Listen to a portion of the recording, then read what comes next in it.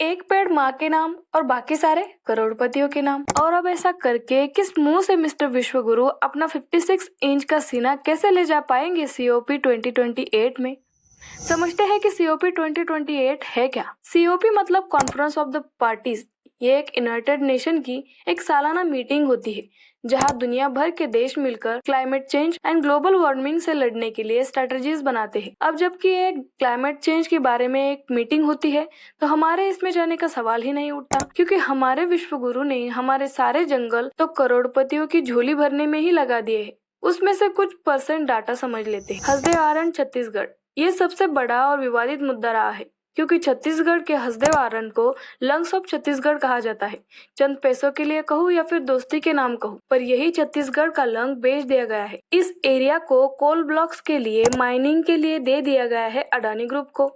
इस प्रोजेक्ट के लिए हजारों पेड़ काटे जा चुके हैं और आगे भी काटे जाएंगे। वही पेड़ और जंगल जो वहाँ के ट्राइबल कम्युनिटीज के लिए देवता समान है, वहाँ के आदिवासी आज भी इसके विरोध में प्रोटेस्ट कर रहे हैं।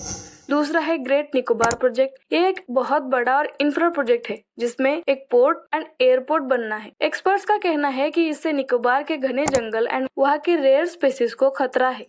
रूल्स को बाईपास करके करोड़पतियों को फायदा पहुंचाया जा रहा है, जबकि उन्हीं 56 इंच वाले और करोड़पतियों का कहना है कि ये सब विकास के लिए हो रहा है। अगर जंगल काटकर विकास होता है तो उस हिसाब से चाइना तो अविकसित कंट्री ही माना जाएगा। क्यों? क्योंकि वो कंट्री ना तो जंगल काटती है ना एनवायरनमेंट को नुकसान पहुंचाती है।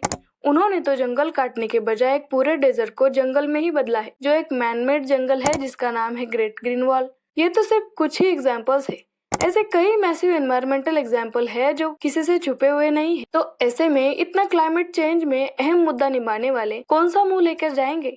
इस पर आपकी राय मैंडेटरी है। तब तक subscribe for more. Many thanks for watching.